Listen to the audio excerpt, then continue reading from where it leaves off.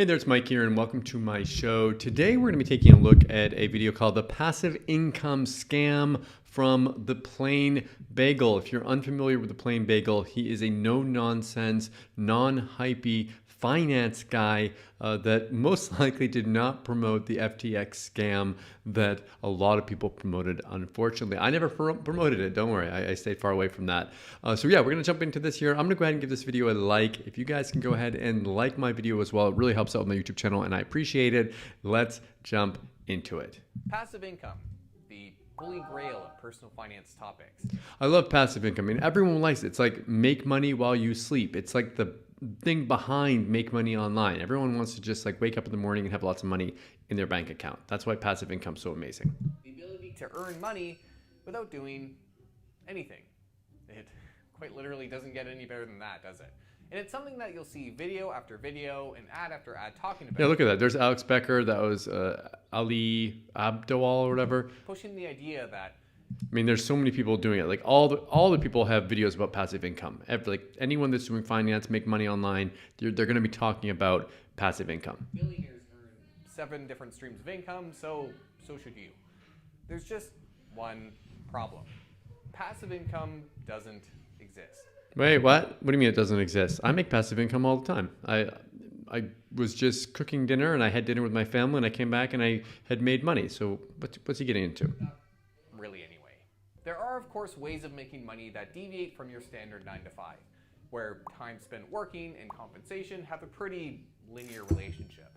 But the vast majority of these so-called passive income strategies that you see advertised online, especially here on YouTube, are at best. There's John Crestani. I don't know about John. What do you guys think about John? Let me know in the comments below. He's definitely a very hypey internet marketer if you've heard of him. But he does teach stuff that works. Misrepresented, and at worst, completely fabricated to prey on the financially desperate. Now, it's not to say that some of these strategies don't have their merits. While I don't like the term passive income, some of these things might make you money over time. But for the ones that sound too good to be true, where you quite literally don't have to put in any effort, you're often more likely to lose money when you consider the fees and registration costs that you're being. Ty Lopez. Okay. Well, here's the thing. You put in the effort in the beginning, and then like I did. The reason why I made money while I was cooking dinner was because I had put in work. But now that work is going to make me money over and over and over again, and I could make money from the video that I created years from now. Charged to even try this thing. So let's break down why passive income isn't all that promising, but why you keep hearing about it on today's Plain Bagel. Passive income is usually used to reference an income stream that is somewhat self-sustaining, in that once you set it up, it doesn't necessarily require your active involvement, meaning that you can have more time to yourself to hang by the poolside or play video games or do whatever you want. But outside the lottery or a lucky inheritance, there's not really such a thing as passive income. I disagree with him. At least in that truest sense. Instead, when people say passive income, they're really referring to one of two things: investment income or entrepreneurial income. Now, certainly, there's nothing wrong with these approaches, and they do change how your effort is rewarded, but they don't eliminate that effort requirement. And there's a very easy explanation as to why anything that promises a high reward without any effort is, in most cases, a gimmick. But let's start by explaining these two streams of income, starting with investment income. Okay, so investment stuff, that would be like putting money in the stock market, buying a house, investing in a business. The idea of ownership. I think almost investing is like when I create a video, it's almost like an investment. Assets that generate some sort of yield, whether that be stocks, bonds, or I'll throw in rental properties here as well. Now, obviously, as an investment-focused channel, I have no problem with people making money from their investments. I would naturally hope that you do. But as a passive income strategy, it comes with a pretty big caveat. It requires that you have money in the first place to purchase those income-producing assets. In fact, when people reference millionaires earning 7 different streams of income, which stems from a 2002 report from the IRS, it's not often mentioned that 4 of those strategies, dividend, rental, interest, and capital gains income, require money in the first place to achieve. And a good amount of it if you really want to earn anything meaningful. If you could reliably achieve a 7% return on your money, for example, and you wanted to replace your annual active salary of... I would love a 7% return on my money right now. like it's hard right now. It's kind of hard to get that. $1,000 a year, which is roughly the average personal income in the US, you would need to accumulate $600,000 in net savings. Not an It's a lot of easy money. first step for passive income. Now, there are some strategies that I've seen that do promise to earn you that passive income without needing that upfront capital or effort. For example, investment bonds that take whatever you have and grow it faster than the market Do those actually work? Has anyone ever found an investment bot that actually works? using proprietary software. Or courses that promise to show you how to start building a real estate empire by putting 5% down on several different properties when you're 19. The problem is that these products never represent the true risk-reward trade-off that you face implementing them. The idea, for example, that someone should take everything they have and put it into a down payment on a rental property is stupid. It's bad financial advice, because while real estate on average is a good investment category and is a legitimate strategy for building wealth given the rental income and the appreciation, it also comes with large unexpected costs and risks, like a broken water heater, a hole in the roof that you need to repair. That's a real thing. My parents had to deal with that over the summer, and I helped them cut a tree out of their roof. There's also the risk of your payments increasing, something that many are becoming painfully aware of as interest rates rise. Yeah, those mortgage interest rates are going way up. I'm actually looking at buying a house right now, and it's just like crazy how much more expensive it is now than it was a year ago. So clearly, if you don't have a cash buffer to help absorb these extra costs or a couple months of unpaid tenant rent, then it could be enough to sink any thinly run operation. As for trading bots, they don't work. I don't care what YouTuber told you that they made 20% this past month. It's utter survivorship bias that may as well be advertising a roulette wheel, because they'll give you the same odds. So right away, you can see why I struggle with people emphasizing the passive nature of investment income. Yes, if you get to a point where you have enough capital, it can be a very powerful tool for freeing up your schedule if you end up relying on that type of income. But it requires more savings from actively generated income than the average individual will likely ever achieve. Look at that right there. You need to be making, by age 55, the average retirement savings is $223,000. Will you have that much money by then? But what about other forms of passive income? Well, going back to the 7 streams of millionaire income, which people like to focus on, when you exclude the earned income, since that's for losers, there are 2 remaining avenues: royalties/licensing and business profits, aka entrepreneurial income. Now, the idea of an entrepreneur's income being passive should sound a little laughable. According to a New York Enterprise Report survey, the average small business owner works twice as hard as their employees. That could be true, yeah. With 25% working at least 60 hours a week. So leaving your 9 to 5 for a business venture to free up your schedule probably isn't going to work out. Still, there are some ventures advertised online that allegedly let you set up some sort of self-sustaining business that doesn't require any amount of effort, something that you can set up and leave to its own devices to earn you money. This includes your drop shipping stores, ad placement strategy. I know that guy right there. There's Justin Sardi. That's actually a really good course, and he's got a software there with that. Like, that is real.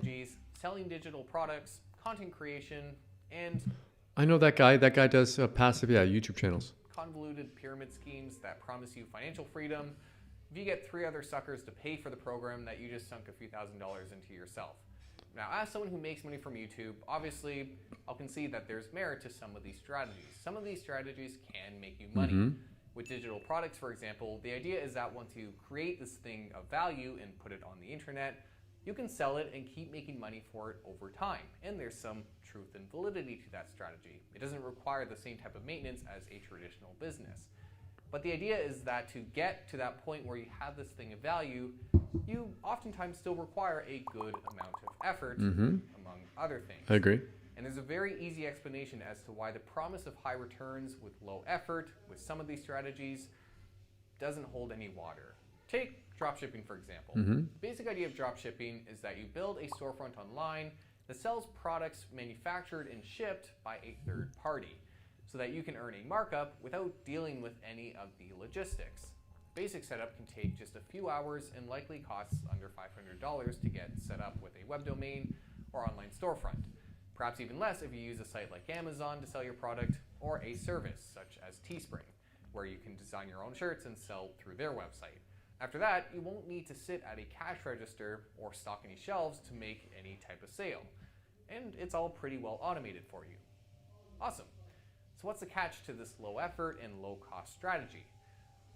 Well, just that, ironically. Because of how easy it is for an individual to set up a store and dropship something as novel as a fancy coffee mug, you can bet that there will be thousands of others doing the exact same thing. I wouldn't let that get in your way of doing it though. Sure, there's going to be competition, but most people are lazy and will never ever get started. So I wouldn't let you run away just because of that. Possibly with the exact same product. Look at all the people selling that same one. I know that Donald Wilson sold a product like this, and look at that. Everyone's doing it now. An insurmountable supply of novelties when there are probably 10 people out there who actually want this thing. But then Richard, why are some people successful using these strategies? Why do we have any case example of Jimmy making 10 grand a week thanks to him signing up for so-and-so's course on YouTube? Well, firstly, I want to address that most case examples shown in these ads are incredibly biased and shouldn't be relied upon. And the people who take the route of showing individual success stories rather than showing the strategy success rate at a high statistical level probably have thousands of other students who fail to break even using their approach. Here's the thing though, I think that that's a little bit unfair in the fact that most people that buy these courses will never do anything with them. So if I sell courses, like 100 copies of them, it's really sad how many people even go open it up or attempt to do it. So like you sell a course like 100 people, maybe 10 people actually go through it. 5 people maybe take any kind of action with it, and then like 1 person actually completes it. And I know that sounds really bad, but it's really that kind of a level. People just don't take action. They go and try something else. Even still, some people do at times make money with these entrepreneurial ventures. And there are typically 3 reasons why. The first is timing. As with most ventures, there is some first mover advantage, and the first dropshippers probably did make a good amount of money with their low effort storefronts at a time where online stores weren't as prevalent. But returns from these ventures quickly diminish over time as more and more people take advantage of it, leading to that oversupply situation that quickly eliminates the opportunity for everyone else. It's basic arbitrage. Even those that make money from this venture probably won't see sustainable cash flows. A successful dropshipping store, for example, might make money for a few months, perhaps even a year, but will eventually see activity die down if it's truly left to its own devices. So by the time you see an ad for a course that someone spent a few months putting together after trying a passive income strategy themselves and getting 3 other success stories to back it, you can bet that the opportunity has probably already passed. Now the second factor... I don't agree with that fully. Like, just because... I understand what he's saying here, but just because other people are doing it and it only has a few success stories, still think that you can't just generalize it like that. For success with these online strategies, as you can probably guess, is luck. As someone who makes money on YouTube, I would love to say that there's a surefire way to get to this position, but I don't believe there is. There are over 720,000 hours of content uploaded every day on YouTube alone, and nearly 90% of that will never pass the 1,000 view mark, at which point you might make a few dollars.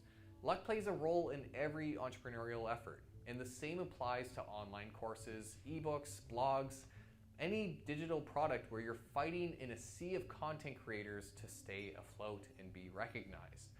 And then that brings in the third factor of success, effort. Nearly 90% of e-commerce stores fail within the first 4 months. I can believe that. I mean, you've got to put up a bunch of them in order to get results. Including companies with a unique product set. But the ones that will do well are likely the ones where people put in more time and effort to customize their products, work with suppliers to secure new drops before competitors, market their goods. In other words, actively earning their keep. And true, if you have a successful product, there might be some recurring revenue thereafter, but oftentimes that revenue will slow down over time. Sustaining revenue on YouTube, for example, requires that you put in continual content as views often trickle out. Yeah, look at that. He got, I mean, that's pretty normal. Views, you get a bunch of views and then they stop. I get it. YouTube, for me, has been a second job, one that I love, and I'm definitely not complaining about it. But between researching, script writing, filming, and editing, I wouldn't say there's anything passive about it. But then, why do we keep seeing others promote these different strategies? Well, that's an easy one. Because truly, one of the most successful and lucrative passive income strategies that I'll let you in on is selling passive income strategies. The reason one of the most watched finance videos on YouTube is 9 passive income ideas, how I make $27,000 Look at that. Ali Abdal has 10 million views on that. a week is because there's quite literally nothing more financially appealing than making money without any effort. And the reason you'll be served ads about how dropshipping is making people rich is not because dropshipping is actually making people money, but because the person that is giving that ad makes money from selling that idea with the sign-up fees for their course or their academy, even though you'll likely make less on an hourly basis using that type of strategy than you would driving for Uber, for example. So, it's been a little negative so far. But my intent here isn't actually to discourage you from pursuing one of these passive income strategies if that's what you want to do. If you think there'd be demand for an online course or an ebook on a subject that you happen to be an expert in, I actually say go for it. You might just happen to make some money along the way of pursuing your passion in this venture. Definitely go for it. If you've got something that you're good at, make a course about it. I mean, the worst thing that can happen is no one will buy it. But my point is that you need to go into it eyes open. Passive income really just means front-loading your work, not eliminating it.